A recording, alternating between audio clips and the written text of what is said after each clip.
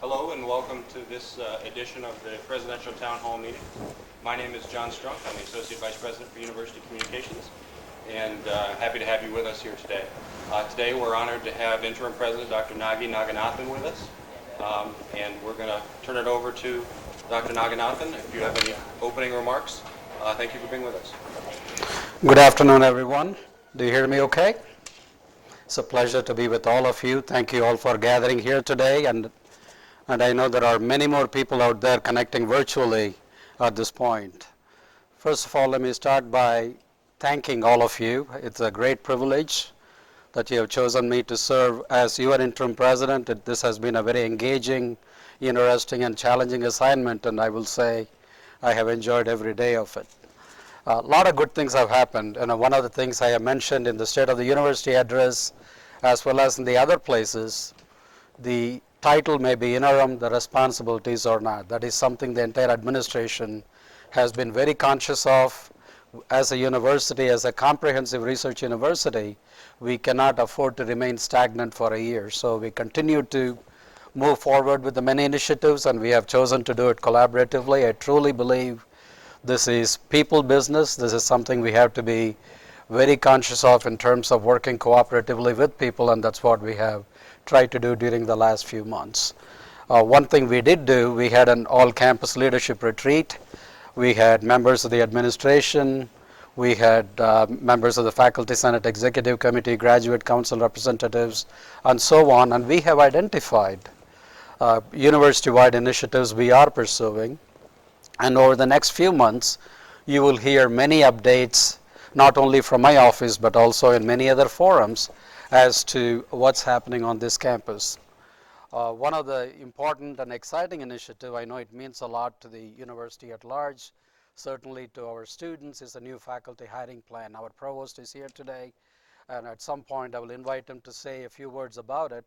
And we are making progress on many important things that are important for the students and staff of this university, as well as the community at large that we are serving.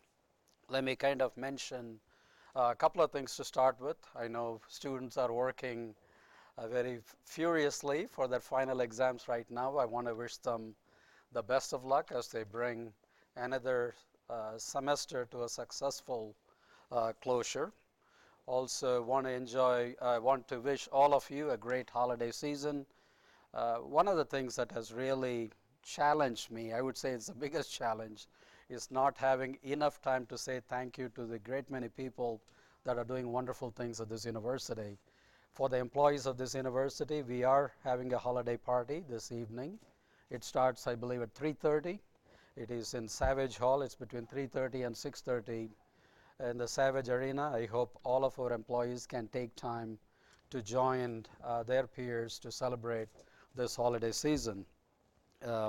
Another thing, another initiative I have enjoyed is the Walk with the President initiative. I have met so many students in so many different forums, and I have learned a great deal. This has been a very enjoyable interaction for me with our students, and I plan to continue during the rest of my tenure in this year. One thing I would like to mention is this may be a year of transition, but that is not the way we are approaching it. This is going to be a year of accomplishments, and that is going to require that all of us come together and work towards certain objectives. This is not someone dictating certain edicts and getting one or two things done. So I truly believe this is people business. When people come together, great things can happen at this university, and many great things have happened. Let me give you a few examples.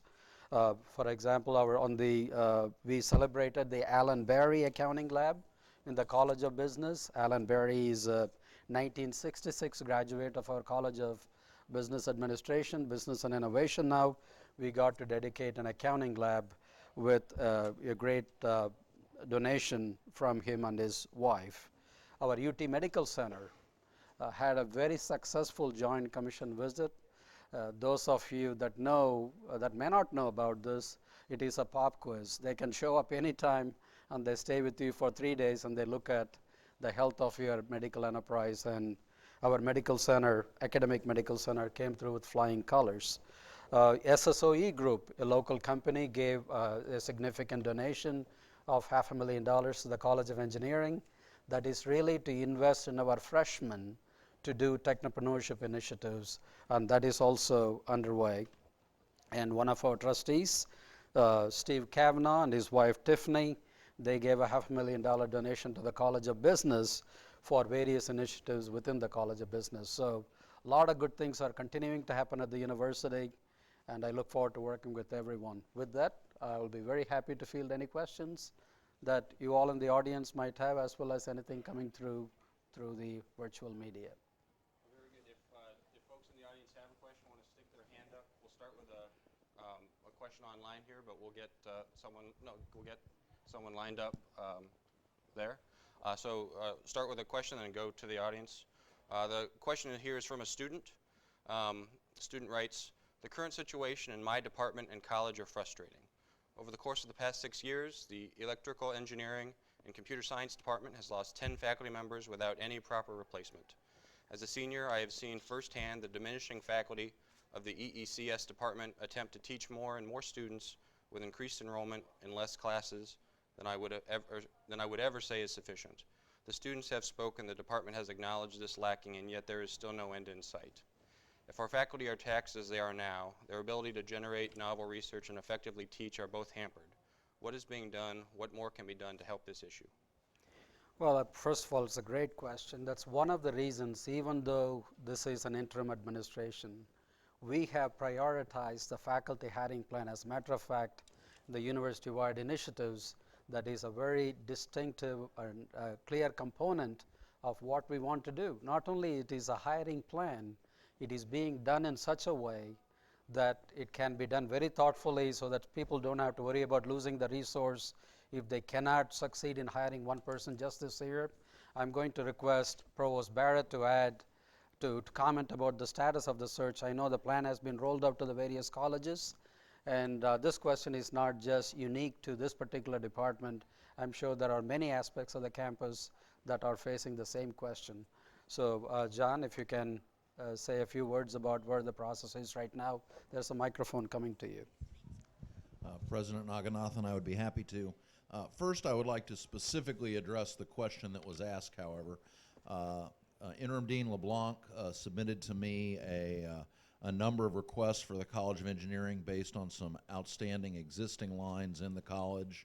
And I don't remember exactly the hires in each department off the top of my head, but we've already authorized some searches to be begun, and I believe several of them were in that department. So we are aware of it. We have been responsive to the request by the dean, and so hopefully that'll be approving soon. To expand that out to the hiring plan, we developed a hiring plan. It's meant to be thoughtful. One of the first steps for the plan was for each of the deans to get to me an overall plan for their college that looks at what their needs are going to be going forward, looking at how curriculum is changing, how departmental expertise or subject matter expertise is changing, considering ways to make sure they have the right curriculum, realigning the curriculum. And I believe all but 2 of the colleges have gotten me their plans. I've reviewed all the ones we have received. I've got my staff doing a little more in-depth review, and then we'll be meeting to authorize specific action off of those plans. 2 things I would particularly call out. First, there's been a history at this university when you're authorized to hire of rushing to hire even if you didn't find exactly who you wanted. And one of the things we have built into the plan is the idea that when we authorize you to hire, you have 3 years to fill the line. It is so critical we get amazing faculty. It's critical to the classroom component and giving our students a first-class education. It's also critical to our research endeavors. And so I want us to fall in love with the people we're looking to hire. And if you don't find that person this year, let's go ahead and wait another year or even the year after. The second thing I would call out is we have a lot of excellent faculty that are being incentivized to retire because of just technical things in the state retirement system. And so we've structured the plan in such a way that for some of those people that really want to remain engaged with the university, we can do that in a way that's a win both for them and for the university. So that's what I'd like to say. Thank you very much. I know there was a question from the audience. Thank you. First, President Naganathan, thank you for organizing this forum today and for being willing to speak with us. My question is a little bit of a follow-up on what Provost Barrett has said. And we appreciate the fact that there is an active hiring, faculty hiring plan. We appreciate the fact that you are being deliberate about considering curricular issues. I'd also like to follow up on the question that the student sent in online. And here's my question. While I understand that it's important for us to use Provost Barrett's words, fall in love with the candidates that we want to hire, we also want the candidates to fall in love with us. We want those candidates to fall in love with UT. And more directly, here's my question. As interim president, what kinds of action steps can you take to change the atmosphere that has been here since the merger? The antagonism that the board and that administration have expressed towards faculty, the disregard for stability of academic programs for our students. What kinds of action steps can you take, have you taken, will you take as interim president to make this a university where people want to come to teach and people want to come and study? Great question, Dr. Rulli. Let me answer this way. First of all, the messaging is very important. I have served as a department chair, I have served as a dean, and of course now I have the privilege of serving as the interim president. Both as a chair and as a dean, I have hired tens of faculty members. And those faculty members are looking for more than a job. They are looking for colleagues they can interact every day. They want to know what the campus is emphasizing. So what we are trying to do is to clearly send a message what is valued on this campus in terms of our core, which is the academics. I often say we are an academic institution that does a lot of other things. So that's what we are emphasizing. That is the reason faculty hiring plan is such a dominant component of the university-wide initiatives. But in order for the candidates wanting to fall in love with us, there are two things that needs to happen. One is the ownership of the process. When candidates come on campus, I know how much it means to them that colleagues in that department are very interested in speaking with them and talk about the place, talk about the opportunities. That engagement is important. Secondly, that's one of the reasons we have given the ownership to the colleges rather than from the center looking at some spreadsheets and determining who should be hiring and who should not. We are really giving the ownership to the colleges, who in turn the deans can work with the department chairs and come up with an appropriate hiring strategy and choices. And that's a very good initiative, but I would also like to remind you that faculty who are interviewing us are also going to be very concerned by an administration and a board of trustees that has left its faculty without a contract for over 3 years. Oh, as you know, and this is no secret, I have said it in many public places, this is extremely important. I think we have been able to bring the contracts to a closure with 2 of the 3 organizations. We have young faculty who have not received a raise in the last 3-4 years. That is very important. That is the reason we have been able to increase the kind of offers that have been made. We have had very open, transparent dialogues about what is possible. Now, I have taken the approach, we have to look at the future, not just look at our current spreadsheet, be reactive and make decisions that will hurt this institution in the long run. So that is where any contract to bring to a closure, it's going to be a collaborative endeavor with both sides seeing what is an optimal convergence. And we are trying our best to do that. Thank you. Question sent in via email. Will there be more course schedule options for people with full-time jobs so that they can attend and complete a degree program, either graduate or undergraduate programs, without risking their careers? Or at least investing much more in distance learning that the classroom becomes online and accessible on demand?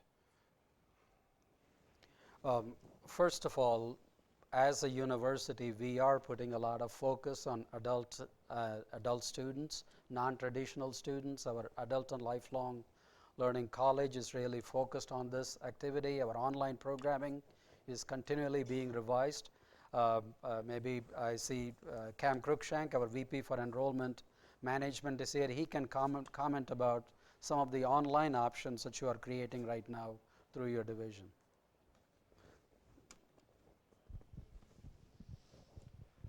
Well, we are working collaboratively with different academic departments and colleges to see if there is an interest in and a demand for additional online courses and programs.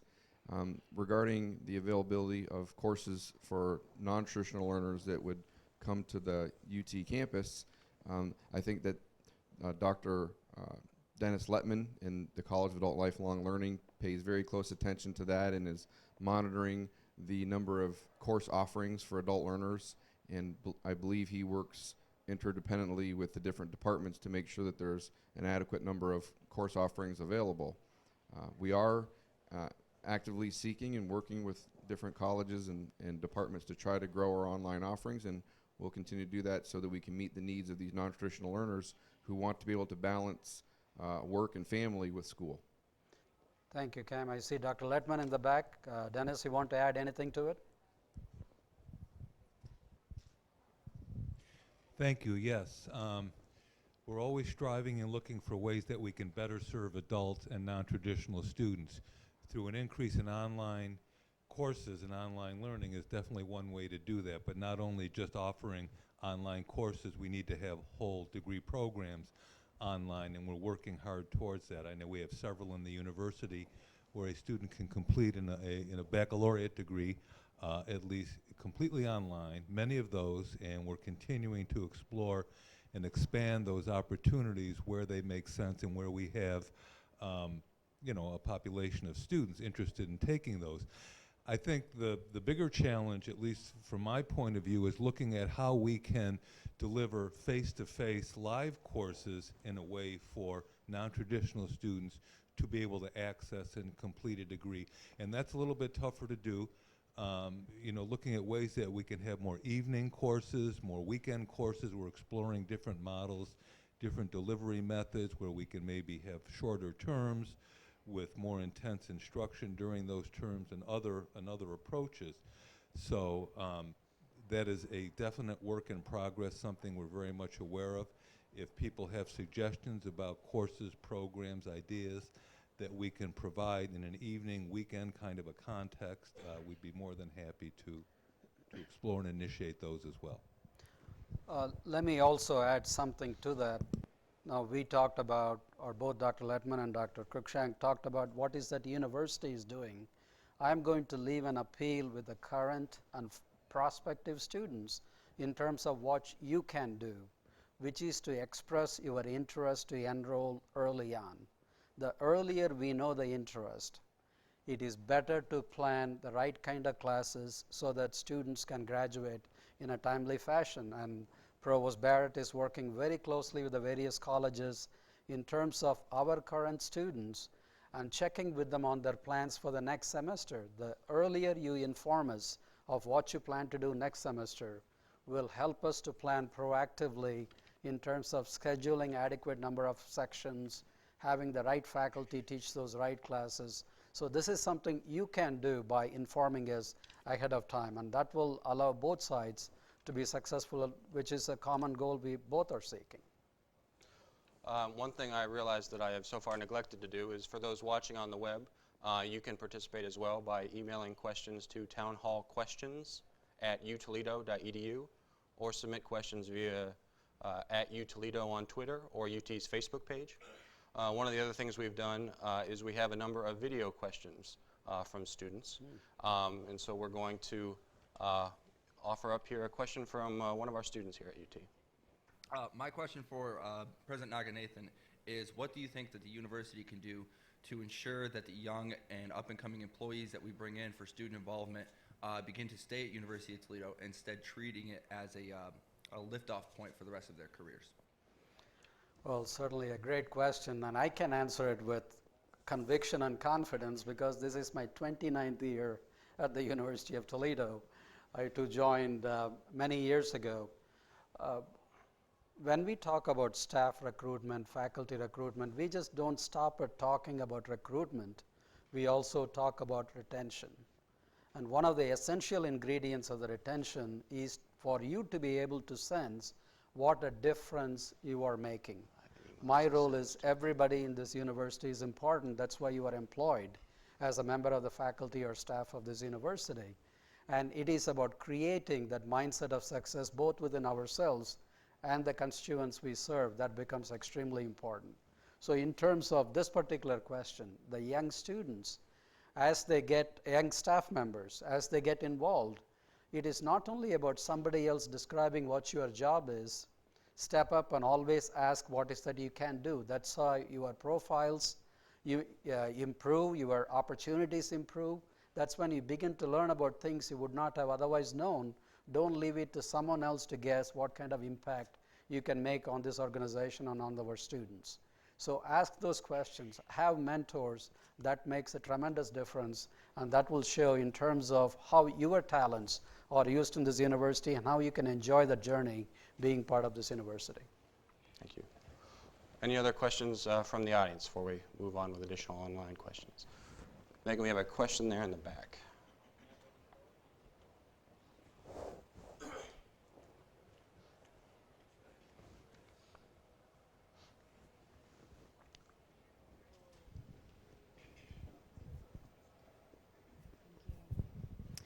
Hi, my name is Sarah. I'm speaking for the University of Toledo physicians. We work here on the campus at the main medical center. We see all faculty and staff members when they're sick. Our question is, as affiliates of University of Toledo and UTMC, we wanted to know why we do not have any incentives for our establishment. And we're not even able to use the rec center as working on the campus. We wanted to know why as well. We also wanted to know why there isn't a policy for the cost of living index increase or raise when we have to abide by UTMC policies and UT, University of Toledo, procedure policies, rules, and regulations. Good question. One thing I would say is that many of these are legacy practices. There are functions of evolutions of the various organizations. One effort we have begun this year is to really try to describe ourselves as a university with more commonality across all corners of this university. This is not something we can do overnight, but by learning about the various things, such as the good question you just raised, we begin to address issues, and we don't want to have mega solutions. Whatever small steps we can take to address some of these things, we are going to do. And you will be amazed, right from parking to employee classes, there are so many groups here. So we are now beginning to look at everything as a university, not as main campus, not as health science campus, not as physician practice. We have started that particular approach right away. So your question is well received. We will put it into the solution mix. We will take a look at it. Another question on benefits while we're speaking to that topic. Good afternoon, Dr. Naganathan. This one has a bit of length to it, so please bear with me. I have a question concern regarding the health care coverage I have. I was hired at the university in March of this year. The union I am in is the CWA. During my orientation in March, I was told I did not have the same choices of health care plans that most of the employees had. I was told that CWA members had only the HAS high deductible plan available to us if we were hired after 2012. Is it possible for us to have the same health care options that the rest of the main campus employees and possibly UTMC have? This part of the benefits package is not only disappointing to not have any choices, but also very much a financial burden. Myself and other CWA employees who have no options for health care except the high deductible plan regularly avoid even going to get medical care because of the financial burden that comes with getting help. The amount of the deductible is going up even more in January. UT has deposited $800 into our HSA card to help offset some of this high deductible. I don't know if this is continuing after the first of the year or will be reduced when the deductible goes higher. This financial burden is an annual event that can be a very significant one, especially as a single parent. Can this policy be revisited and reversed to offer us all the same quality of care without incurring a major financial burden to seek out our health care? Thank you for your consideration. Well, first of all, thanks for the detailed question. Healthcare is something we pay close attention to. I truly empathize with the burden it brings on families, faculty, staff, irrespective of your role. While some elements of it are driven by the contractual understandings between the union and the administration, and even there, what we are trying to do is trying to bring some uniformity, and we have made progress this year. This may not immediately address the concern in full for this particular employee, but this is something I want to assure you the administration is paying a lot of attention to. We want to bring the benefits to be more uniform across the campus for the various stakeholder groups, whether it be staff, faculty, or other kinds of employees. But I certainly understand and appreciate the concern of the staff member. And I don't know if Ms. Thomas Williams is able to join us today. Javita, would you like to comment additionally on this? Thank you. You're right. We are working very carefully to try and establish some consistency across the university so that we have a healthcare plan that addresses the needs of all of our employees, not dependent upon where you're located or where you're working. We are also partnering with the unions to establish a healthcare committee so that in partnership with some of our union members and faculty members and staff, we're going to try and make sure that we get the best bang for our buck from some of our programs. We have some programs where we have some flexibility to leverage some benefits for our employees. So stay tuned. We appreciate the concerns with regard to some of the changes made to our based on our contractual obligations to our unions, but they are in partnership with us to make sure we can get the best bang for our buck with regard to health care.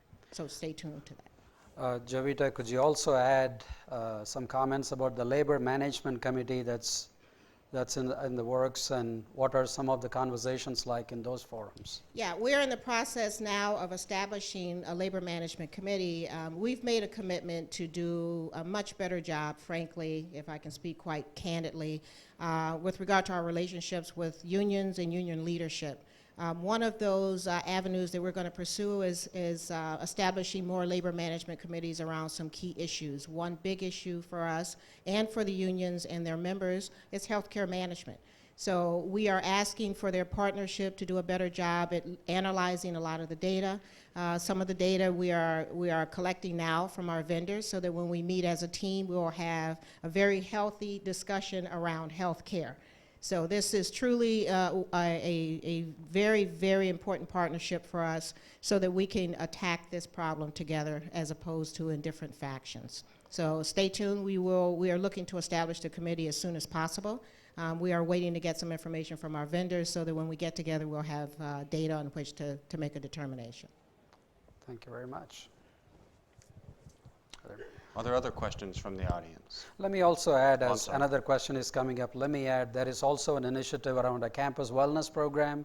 We are going to roll it out in the near future, so it is not only paying the bills towards healthcare costs, it is also preventing illnesses so that our employees can be healthy and happier in this process. So that program will also be rolled out starting this spring. I think there's a question over in the back.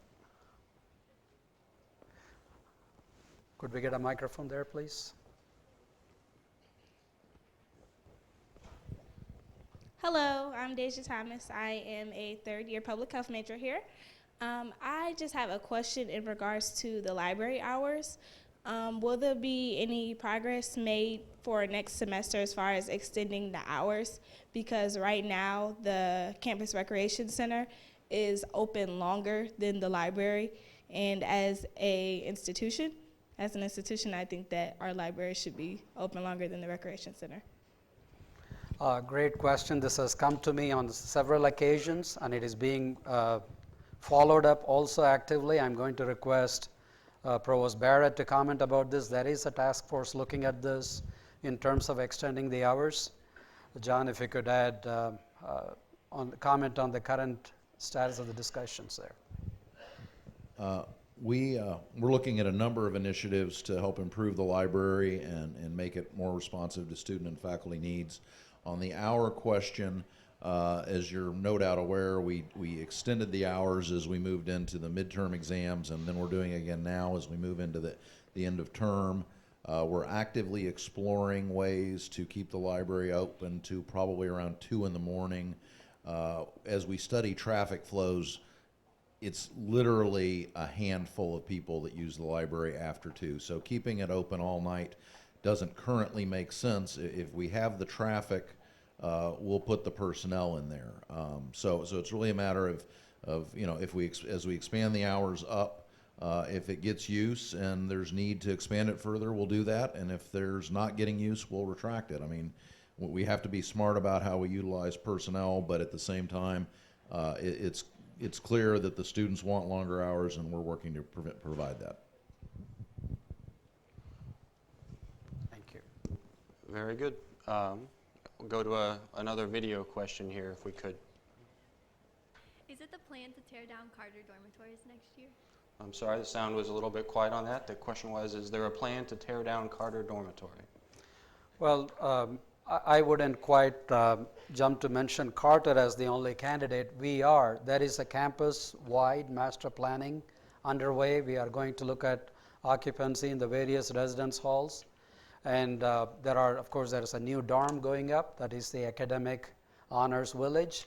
So it depends on student interest and what the campus occupancy will be. So I wouldn't rush to say Carter is the one immediately being viewed as a candidate. It has been mentioned in several forums before, but we are going to take an active look at it. I'm looking at Jason Toth. Perhaps Jason, you may want to comment about this, our AVP for facilities. Thank you, Dr. Naganathan. Our plan, in working very closely with Dr. K. Patton Wallace and Res Life, is that Carter East and West will be taken offline for our students for next academic year, and A House will reopen for the academic year, looking at the enrollment numbers that will allow us enough beds on campus. And then through the master planning exercise, we'll talk about where we go going forward with Carter Hall and other buildings on campus. Dr. Patton Wallace, do you want to add to that? One thing that I wanted to add, that the pod in Carter, which is an eating facility which is very popular, will be open next year, even though the residential component will be down. Thank you. Very good. Question about campus safety that was emailed in. Writer writes, according to the FBI, the violent crime rate in Toledo is about 3 times higher than the national average. How can you be content knowing that students are completely defenseless when they are on a campus in a city that has more violent crime than New York City? Apart from calling the police or pushing a little blue button, how can students defend themselves while they are on campus? And finally, if a student lives off campus and walks to and from class, how can they defend themselves since they cannot carry a defensive tool with them while they are on school property? Very good question. With respect to the campus safety, I can assure you safety of our students, faculty, and staff is a paramount issue for this campus. That is something we will continue to place a lot of emphasis. We are doing things already. I know Chief Newton is here. I'm going to invite him to comment about this. This goes anywhere from the number of lighting fixtures, how the lighting happens, and this is where I'm also going to request the help and engagement of our students, faculty, and staff in terms of paying attention to their personal safety, going in groups wherever possible, making sure you walk in areas that are well lit. So there are things we need to do from our end. In addition, the campus is paying a great deal of attention to this. This is something we deem as extremely important on this campus. Chief Newton, if you're here, if you would comment on this, please. Yeah, just to add a little bit more, we monitor quite closely events that happen not only on campus but near campus, and we haven't seen very much violent crime occur off campus. Most of the crime that we're seeing is theft and burglaries. We sent out some notices for that. When we do have information that there is a violent incident off campus, we send an alert out. We haven't sent many of those alerts out this year, and we've had very, very few, if any, to my memory, violent incidents reported on campus. So just to plug, living on campus, I would encourage students to look at that option. The campus is very safe, and we've had a great safety record this year.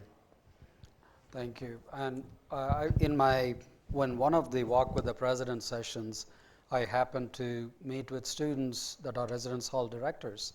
This was one of the questions that came up, and we are going to pay attention to where students tend to park in the evenings, making it more convenient for them to park, particularly in the late evening hours, in places where they can walk to their vehicles, in well-lit zones. Again, as you identify issues like this, just like you have done here, please do bring it to our attention so we can make those small adjustments which are very, very important. Again, safety is something we will continue to take very, very seriously on this campus. Actually, I think we have a question from a student via video about parking. It seems like with all the new buildings and infrastructure, everything is definitely being done to attract prospective students, but it seems like it's kind of at the expense of previously existing students, where the new honors dormitory is going in. Used to be a parking lot, or was a parking lot before they were constructing the building. That definitely helped with the overflow of traffic from the Bowman Audi parking garage and parking lot. But with the addition of a dormitory, it seems like that's going to create a need for more parking spots in place of a spot where parking spots had previously existed. So just in the interest of people who are already attending here, what are your plans to potentially help alleviate some of the overflow from the parking garages? Early on, when I had opportunities to converse with students and faculty and staff about this, parking did come up as a big issue in their minds, which I completely understand. That's one of the reasons, one of the major university-wide initiatives this year is a comprehensive parking master plan we are pursuing. We have already hired a consultant. The conversations are underway. The discussions are underway in terms of what the parking will look like for this campus over the next 10 years or so. So this is something we are not taking lightly. So we are looking at the new buildings where students tend to go, and we are paying closer attention to what the current needs are. So this is a very important topic in this administration's list of things to do, and we are already taking steps to pursue this further. Question from the audience.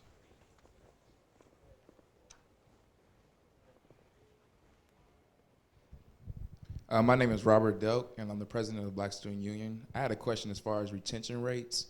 As I know, African American retention rates are about 1 in 10 that graduate. I was wondering, what's some initiatives that you want to take on to help students that come from underprivileged high schools to bridge the gap between high school and college so they don't just go home after the first year? Not just African American students, but students who come from underprivileged high schools. And I know one thing is success coaches, but I want to know some other initiatives. Robert, thank you for that question. When I was the Dean of the College of Engineering, my colleagues and I phrased a motto: we recruit a graduating class, not a freshman class. I think this comes in terms of the engagement of the academic units with the students. Success coaches, they will help at some level. Part of it is also the engagement within the college, both from seeking help from within the academic units each student belongs to. Let me tell you my own personal experience. In the early 90s, the College of Engineering, there was 50% retention. More than 50% of the students did not become second-year students at the University of Toledo. Today, 85 to 90% of the students stay on a second year. There is no single magic bullet. It is about both students who are involved stepping up to ask for help, and we have challenged every academic unit to make retention a top priority. So when we recruit a student, we want to make sure you are successful. So part of it is every college has to come up with its own mechanism. For example, creating peer groups. That works in certain places. Many of the colleges, I know certainly professional colleges do this. They created freshman interest groups wherein a group of students are in the same set of classes. So they have the same instructors, they get to study together, they get to work on homework together. So it has to come both from within and outside. But retention is something we are paying very close attention to. We are working with all of the colleges now. I know Provost Barrett is doing that from the academic division. But again, creating those opportunities, students asking for help is just as important as people stepping up to offer that help. And when you ask for that help, if it is not there, we would like to know so we can put the right resources in place. And success coaches, I agree, is only one modality in this. It has to happen in multiple ways depending on the program, on the college you are in. Yes, Dr. Hoblet. Robert, I'd like to address your question more clearly. We have a group that has sort of formed just recently out of Faculty Senate. David Krantz is part of that group, and I had to look at my notes from a meeting I just had with him.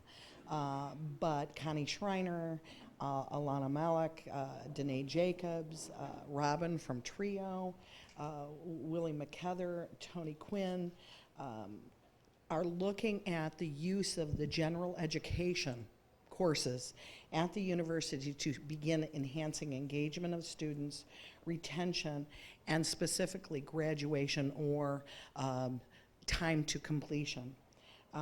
We want to set up a trial in 2015 to select some specific instructors who are really good at engagement and believe in the philosophy of each program to make sure that students who are underrepresented or underserved are reached out to and gain the resources that they need, because we recognize success coaches aren't enough, and there are wonderful programmatic specific types of tools we can use, study tables, beyond just tutoring, study tables, mandating time on task, those types of things that we can help with.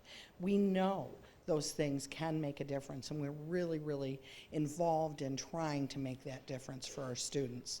So I appreciate your question, and I know that this administration feels strongly about retention and helping specifically our students in this community succeed.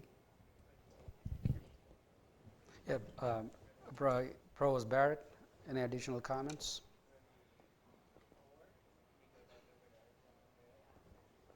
I think as both the President and President of Senate Hoblet have indicated, there's a number of things that are going on here.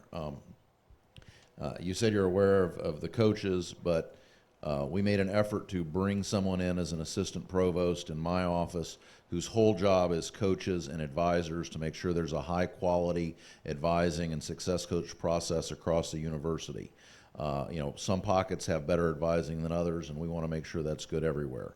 We have we've been working through the University Teaching Center to begin development of some YouTube-style videos, kind of like the Khan Academy, that are specifically for individual courses, so that they're, it's taking a while to roll out, but we're using graduate assistants with some of their time, those that are interested and willing to create these videos. We have all kinds of tutoring services available already that we need to better publicize so people know that they're there. We need to make sure we have clear pathways to degrees so students know those, and we're looking at ways to better make sure those who are trying to transition from U College into a academic college know what their options are, know based on their performance to date what they're eligible for, as well as exploring some other potentially new degree pathways and opportunities for some who may not be eligible to get into a program that they're interested in. We've also begun the steps to join a nationwide organization that creates clusters of universities to promote minority students in the STEM areas, both for recruiting and retention purposes. So there's an established group of universities that we've reached out to, and we've begun the process of partnering with them. They're very excited about having us join them. And so I think the more you dig, you'll just find there's a lot of initiatives for all of our students to help them succeed, as well as for our diversity students. And we'll continue to find new ways to improve on that. And if you have any suggestions, please don't hesitate to let the Provost's office know. Comments. And Robert, I want to add, one thing I enjoyed as a teacher is when students came to me with questions. That's something I can say very proudly about our university. Our students are not just numbers. Our faculty, I know, love to see students in the office hours. I always had an open door policy as a teacher. I think the more you approach, that's when you discover what are the right modalities. As Dr. Hoblet said, mechanisms have to be put in place depending on the academic program you are part of and what you are preparing for. I don't believe in centralized prescriptions for everything. There are certain things you do from the center. I believe in empowering the units so that they can create the right constructs where students can benefit. The most important thing you can do, don't ever feel shy, not necessarily just you, any student for that matter. Approach the faculty, approach the department administration with the right questions. That is how you evolve good programming that is relevant to the students you serve, not just something you are guessing what could be helpful. And I know Dr. Cruikshank is leading a retention and recruitment council that is also looking at various modalities to help our students. Still time to send in a question. Email your questions to townhallquestions@utoledo.edu. Still time to get some questions answered. Facilities question that was emailed in. Are there any plans to remodel or update the Kobacker Outpatient Center? Offhand, I cannot answer that question. We will ask someone, see if they can get back to you with an answer. I don't believe the CEO of the hospital is able to join us today. Okay.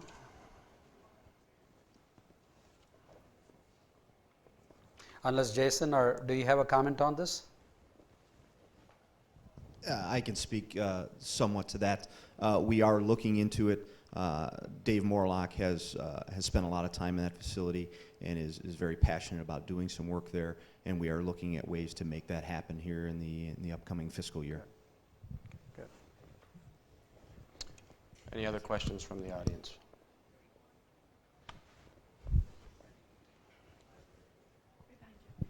Oh, look at that. Good morning. I am Ronald. I'm the vice president in CAP as well as an elected senator at student government. My question is, we talk about retention, we talk about wanting students to come back that second year and wanting to have this great experience at UT that they'll remember for years after graduation. But being involved with student organizations, I've noticed that there's a very lack of support and there's a big gap, if you will, between what student orgs want to do and what actually is allowed to be done. My question becomes, why isn't student organizations held to a higher importance on campus, and why isn't it more of a importance that we use student organizations and utilize what tools they have? Nobody better gets to the students than the students themselves. And in recent, especially with CAP, we attempt to entertain students on campus when they're not in the academic classroom, they're non-academic entertainment. But why are we not held to a higher importance, and why are we not utilized more and thought of more as a side thing rather than a core thing of UT to help students stay on campus? Well, first of all, I will start with a statement that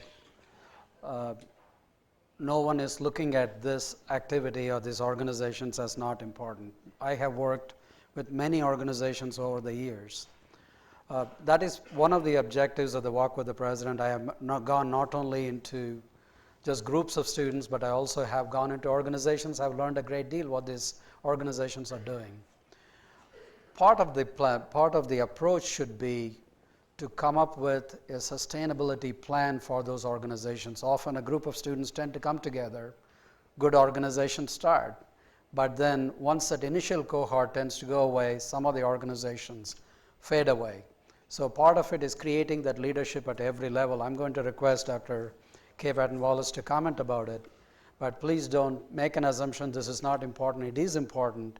It is just establishing that connection and the plans for the organization, how they are going to be part of the larger ecosystem in terms of producing the results we want to do. Kay, if you could, please. I'd just like to say that students and the student voice is really critical to everything that we do. And in student affairs, we work very closely with student government as the elected student voice, but we also work very closely with major student organizations. I meet with every major student organization, their exec board, at the beginning of every semester to try to get their input. One of our goals this year is to try to strengthen the collaboration between the student organizations so that they can maximize their resources. But again, student voice is critical. If you have suggestions or initiatives that you like to implement, please feel free to talk to me, talk to Tamika. Again, I have an open door policy. Email me. Everyone pretty much has my cell phone number. But again, we're always interested in students and their student voice. And I think there's one of the students' video questions we got actually speaks to student organizations as well. Is there any other funding in the university for student organizations outside of the Student Activities Committee? It's about source of funding for student organizations outside. Yes, they are, particularly organizations associated with the colleges. I know they do. When they are registered with the campus, they do get some funding from the center. In addition, most colleges that I know of promote their own organizations. It has been my experience as a chair and a dean. Colleges do support those activities. In some cases, I know our donors are interested in supporting certain organizations as well. So there are mechanisms by which these organizations can be supported. I wonder if Vice President Vern Snyder would comment about alumni engagement in student organizations. We appreciate the engagement of our donors and our alums with our student organizations. One of the challenges that we look at is the organization itself knowing what it wants and how much it needs. And if they have those two tools, then we have the interest of the donors who will step forward and assist the organization. It's just that simple. So it's about having a plan on where they want to go so that you can chart that path. Yeah, to quote Andrew Carnegie, who everyone knows had a lot of money, he had two questions. For what do you wish my money? And how much of my money do you want? And so that question has remained the same for over 100 years. Thank you. Another online question, Dr. Naganathan, you'd mentioned that obviously we're getting close to finals, and so is student rights. As we are all stressed and preparing for our final exams, do you have any words of advice or thoughts on how to relax or stay calm amidst all of the pressure? The student goes on to ask about your grades in college. I will defer to you as to whether you choose to address that piece of the question. Well, first of all,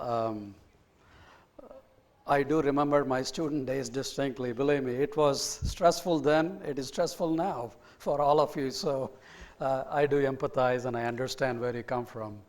I think our faculty are there to help with your preparation. Reach out to our faculty and our advisors. They are there to help you. I know there are many campus offices that are also assisting our students in this process. So it's a question of preparing the right way. I'm not going to minimize it in any way because I distinctly remember being a student and cramming the night before. So some things never change. So with that, Dr. Patton Wallace, you want to talk about some of the resources available to our students? One of the resources is the University Counseling Center. This is a very stressful time of year. They offer individual and group counseling. They also offer workshops in terms of test taking, anxiety, et cetera.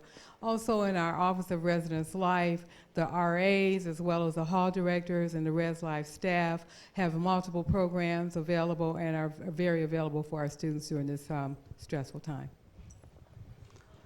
Well, I'm not trying to dodge the question on GPAs. I did have a decent GPA, but believe me, I know it takes a lot of effort. When it comes to it, it is about preparing right with the materials you have learned in the class and asking the right questions of the faculty and learning. So nothing displaces the hard work and the studying when it comes to good performance. And I may not be living this advice, but I know exercise and getting out and working out can also help work off some of that anxious energy as well. So I think we have one more question that we got on video from a student.